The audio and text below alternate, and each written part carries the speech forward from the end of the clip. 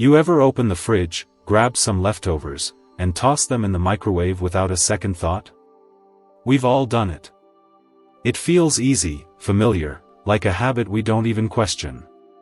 But what if I told you that a few of those reheated meals might actually be making you feel worse without you even realizing it? Here's the truth most folks don't hear: some foods become healthier when you reheat them, and others? They quietly mess with your digestion, your joints, even your heart. And for those of us over 60, our bodies don't bounce back like they used to. We've got to be smarter with what we warm up and eat again. So today, I want to talk with you about 6 common foods. 3 of them, reheating actually makes them better for your body. The other 3? Well, those are the ones we might want to think twice about before zapping them in the microwave again. Now, before we jump in, I'd love to know, where are you tuning in from? Comment below and share your city. I always enjoy hearing from you. And don't forget to like this video and subscribe for more tips like these. Trust me, you don't want to miss what's coming up next. Point 1, oatmeal. When you cook oats and then let them cool down, something interesting happens. The starch in the oats changes into something called resistant starch. That just means your body doesn't digest it the same way as regular carbs.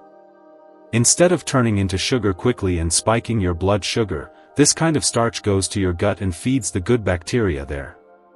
And that's important. Because after 60 or 65, our digestion can slow down, and our blood sugar can swing up and down a lot faster than it used to. Reheated oatmeal helps smooth all of that out. And here's what else it does: it keeps you full for longer. So you're not reaching for snacks all morning. It gives you energy in a slow, steady way. That's great for those of us who want to keep our minds sharp and avoid that sluggish, mid-morning dip in energy. Oatmeal also has beta-glucan, a type of fiber that helps lower bad cholesterol. So if your doctor has ever mentioned keeping an eye on your heart, this one small breakfast habit can really help. And it doesn't take much. Just warm up a bowl of oats from yesterday, sprinkle on some cinnamon, maybe a few walnuts or blueberries, and you've got a meal that's doing a lot more than just filling you up. Now, I'm not saying eat plain mushy oats every day. But oatmeal is so easy to adjust to your taste. Want something sweet? Add fruit. Need a little crunch? Toss in some seeds or chopped nuts. Whatever works for you. So yes, reheated oatmeal might not sound exciting. But don't let its simplicity fool you. It's one of the most senior-friendly, heart-loving, digestion-helping foods you can enjoy, especially when you warm it up the next day. It's gentle, it's healing, and it's a quiet way of telling your body, I'm still taking care of you. Point 2, vegetable soup. You might not think twice about reheating soup. In fact, a lot of folks say soup tastes even better the next day. And guess what? They're right, and it's not just about flavor. When you reheat a good homemade vegetable soup, you're giving your body a serious dose of healing, especially as you get older. Here's why: when vegetables like carrots, spinach, onions, and sweet potatoes sit in broth overnight, they don't lose their nutrients, they release more. The longer they soak, the more the minerals, vitamins, and plant compounds break down into the soup, making the broth richer in nutrients. So when you warm it up again, you're actually getting a stronger dose of the good stuff. And this matters. As we age, our immune system isn't what it used to be. We're more likely to deal with inflammation, stiff joints, and getting sick a bit easier than before. A warm bowl of veggie soup, especially if it's got ingredients like garlic, turmeric, parsley, or ginger, can act like a gentle medicine. It helps calm inflammation, supports your circulation, and keeps your system hydrated and balanced. Not bad for a leftover, right? Also, let's be real, some days, cooking feels like a chore. Appetite can come and go. But soup? It's easy. It goes down smooth, it's not heavy, and it doesn't take a lot of chewing or effort. You can sip it slowly, enjoy the warmth, and still give your body what it needs without feeling like you're forcing yourself to eat. And there's another part to this that hits deeper. Soup isn't just food, it's memory. It reminds you of family dinners, cold evenings, or someone who used to make it for you. Reheating a bowl of soup is a small way to bring back something comforting and familiar. That feeling matters, especially on hard days. So next time you've got some leftover vegetable soup in the fridge, don't skip it. Warm it up, sip it slowly, and know that it's doing your body and your heart a quiet favor. Point 3. Brown rice. Now I know a lot of folks grew up eating white rice, and it's soft, familiar, and easy to cook. But brown rice? That's where the real power is, especially for us as we age. And the best part? Reheating brown rice the right way actually makes it even better for your body. Here's the deal. When you cook brown rice and then let it cool down, it forms the same resistant starch we talked about with oatmeal. That means it helps your blood sugar stay steady, feeds the healthy bacteria in your gut, and gives you energy that lasts longer. For those managing things like type 2 diabetes, fatigue, or poor digestion, this is a game changer. And brown rice isn't just about carbs, it's packed with magnesium, B vitamins, and selenium. These nutrients are especially important if you're dealing with stiff muscles, leg cramps at night, or high blood pressure. A simple bowl of reheated brown rice can help your body relax, stabilize your mood, and even improve your sleep. That's not something you expect from a grain, right? But here's the key, don't reheat it dry. That's where most people go wrong. If you just microwave it straight from the fridge, it turns hard and loses its softness. Instead, add a splash of water and cover it before warming. It keeps the texture soft and easier to digest. And just like oatmeal, brown rice plays well with others. Mix it with soft cooked veggies, lentils, or a little olive oil, and you've got a dish that's easy on your stomach and full of long-lasting fuel. No sugar crash. No bloated belly. Just clean, gentle strength. Plus, brown rice has that comfort food feel without the downside. It fills you up without clogging your system. And for those of us who want to stay independent and active, that kind of slow-burning, steady energy matters more than ever. This section will now talk about 3 foods seniors should never reheat. Point 1. Cooked mushrooms. Mushrooms are made up of some delicate proteins and amino acids. When you cook them the first time, those proteins change, nothing wrong with that. But when you cool them down and then heat them up again, those same proteins change again, and not in a good way. They become harder to digest and can even turn into compounds that your body struggles to process properly. And let's face it, digestion already gets more sensitive with age. The last thing your stomach needs is a reheated food that turns into a burden instead of nourishment. But it's not just about digestion. There's also the risk of bacterial growth, especially if the mushrooms were cooked with butter or oil and then left sitting out too long. Ever heard of things like Clostridium botulinum or Listeria? These bacteria can form when reheated mushrooms haven't been stored or warmed properly. And while younger folks might brush off a little stomach upset, for seniors, these bugs can be a serious health risk.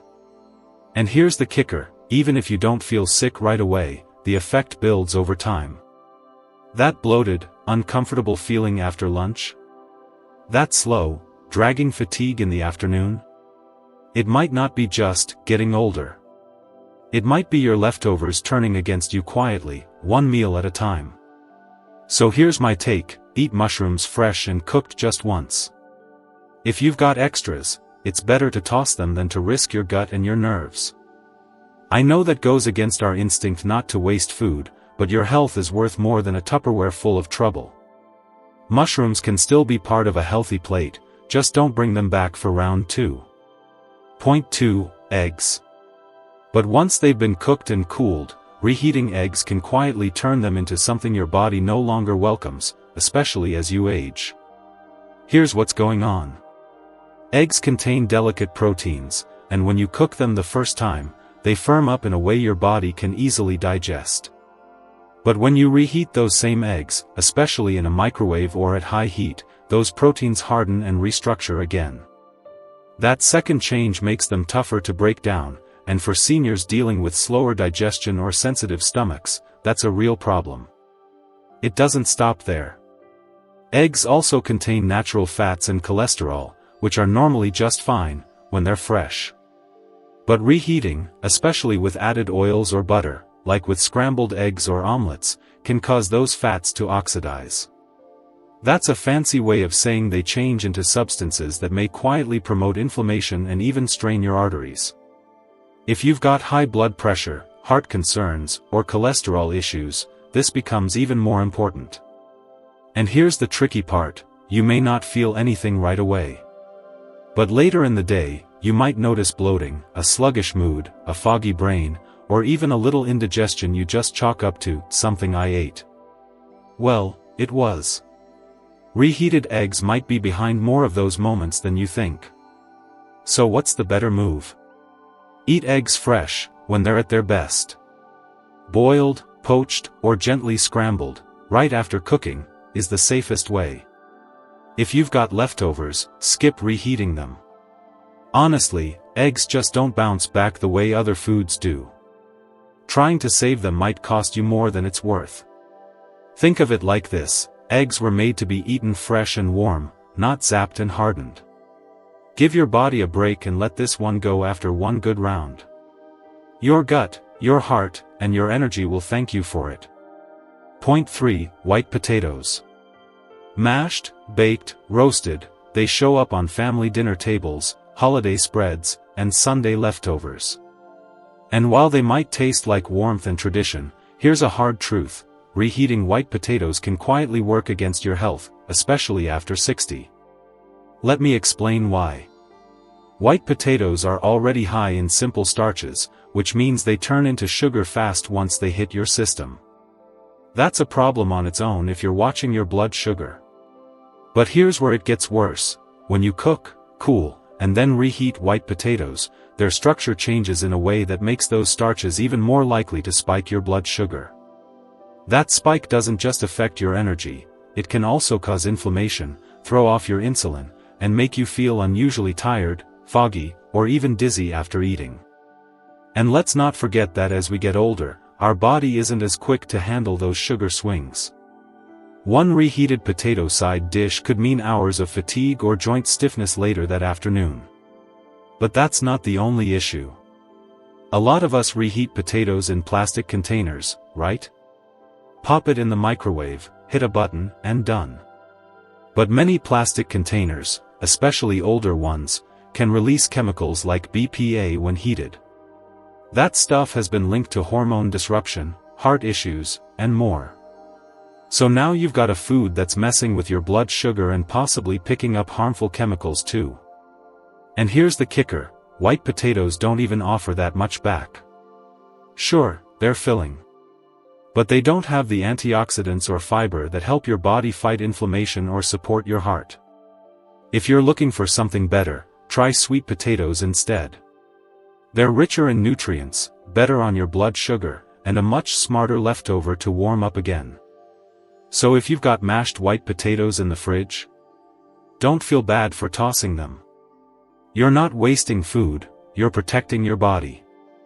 And at this stage of life, that's not a small thing. It's a smart thing. So here's the bottom line, my friend: not every food in your fridge deserves a second round in the microwave. When we were younger, we could get away with a lot: cold pizza, leftover fried eggs, yesterday's mashed potatoes. Our bodies were more forgiving. But now? Every bite matters a little more. How we feel after we eat, how clear our mind stays, how steady we feel on our feet, it all connects back to the choices we make at the table. Even something as simple as what we reheat. We're not talking about cutting out everything you love. This isn't about fear or strict rules. It's about being wise with our habits, because our bodies have worked hard for us all these years, and they deserve better than hidden inflammation, blood sugar crashes, or surprise stomach troubles. So what have we learned today? We learned that reheating oatmeal, vegetable soup, and brown rice isn't just safe, it can actually boost your digestion, heart health, and energy in a way that supports your lifestyle as you age. And we learn to be cautious with reheated mushrooms, eggs, and white potatoes, not because they're evil, but because they change in ways your body may no longer tolerate like it used to. It's not about shame, it's about protection. About caring for yourself with small, thoughtful choices. So next time you open your fridge and think, should I warm this up? Take a second. Ask yourself, will this help me feel better, or will it quietly wear me down? Trust your body. It'll tell you. And if this video gave you something to think about, leave a comment below with one food you're going to stop reheating, or one you're planning to start. Let's learn from each other.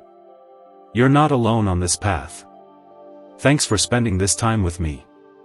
Stay strong, stay kind to yourself, and as always, eat with purpose.